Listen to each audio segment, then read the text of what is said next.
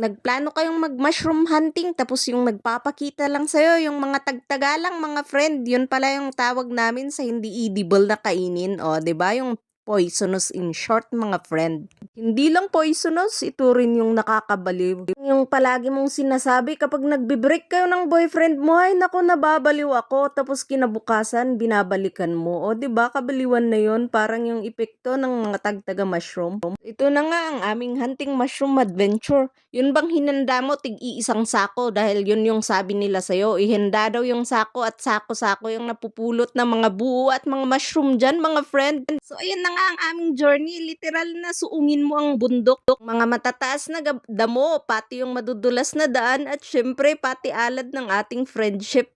Ayun na nga't pati alad nilubot natin mga friend. Tapos wala palang mahahanap na buo. Bote na lang maraming mga bayabas dyan para hindi tayo nagutom mga friend. At syempre pati mga santol, hindi lang mga mushroom ang hinahanap natin.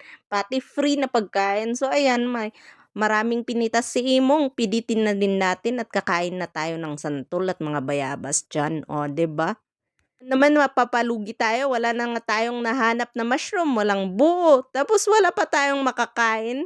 Ay mag-video-video na rin tayo, mag-picture-picture nang sa ganun may mai-content. 'Di ba? Pati bagyo. Noong na rin natin mga friend, oh, basang-basa na tayo after 2 hours ng pag-walking-walking. Oh, 'di bale may free exercise naman diyan. Oh, 'di ba? So ayan na nga ang aming journey, mushroom hunting, ika nga. 'Di ba ang saya-saya, para na rin kayong naki-adventure sa isang sakong mushroom tapos yung inuwi, banana pala. Oh, 'yan. At least may saba, may saging na inuwi. 'Di ba puwede na isang sako na siya. So ayan na nga ang aming mushroom adventure journey. Thank you for watching.